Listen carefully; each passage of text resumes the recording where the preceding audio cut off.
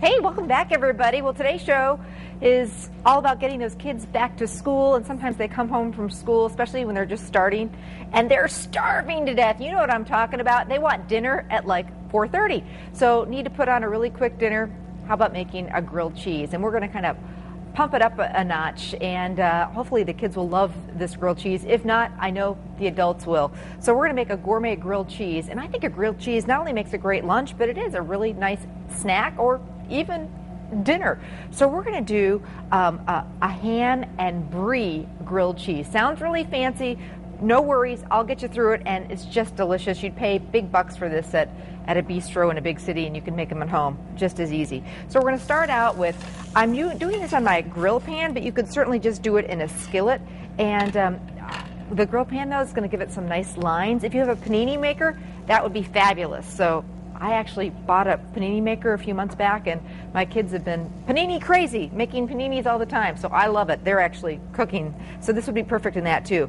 First thing we're going to do is we're going to make a nice sauce that couldn't be simpler. We've got about 2 tablespoons of apricot preserves, and then 2 to 3 tablespoons, and 1 to 2 tablespoons of Dijon mustard. And I'm just going to mix the 2 of those together, and basically it's going to sweeten things up a little bit. And of course, mustard goes so great with ham, and the fruit is going to pair really well with brie. So that's going to be the spread for our little gourmet grilled cheese. And I don't want to burn this gourmet grilled cheese, so ooh, just about ready to flip. Brush this bread. Instead of butter, we're going to use some olive oil. That'll give it a nice brown. And you know how sometimes the butter burns? Don't want that. Now, when I'm doing these grilled cheese and I want that cheese to melt, I'll either take a plate or another pan and just press that down.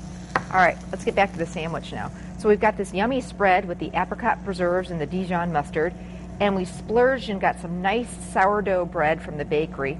And I've always been told the key to a really good sandwich is, one, a fun spread, and then make sure you've got plenty of it and go all the way to the edge, you know, so that every bite has that yummy, yummy flavor. Now, we also got some really nice ham from the deli.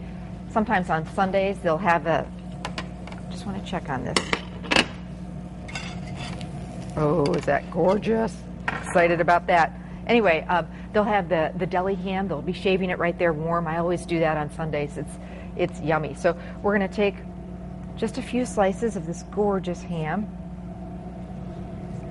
And then the most fun part, I think, about this sandwich, besides the spread, is instead of, you know, American or Swiss cheese, we're going to use Brie cheese. And Brie is this wonderful, very, very mild French melting cheese, although it's made in America now, but it's just wonderful. It melts so beautifully, and really, the kids will love it, I promise. So then we're going to brush a little bit of the oil on this and get it into our pan.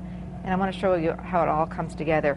It's just going to be ooey gooey, melty, and wonderful. Let's get this one out, this one in.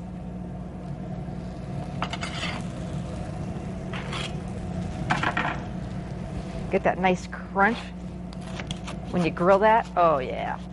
Get that ooey gooey, cheesy, melty in there. That is my kind of grilled cheese. Does that look wonderful or what? Serve it with a nice fresh fruit salad, and again, it really makes a great meal. So recipes on our website. You can also pick up the recipe at any Festival Foods. And today's Living with Amy is all about lunchtime. We're going to make a whole bunch of great sandwiches, and Pete's wife Sarah is going to make a delicious dessert recipe to tuck into the kids' lunch bags too. So we'll see you here, Living with Amy, 9 o'clock after Good Day Wisconsin.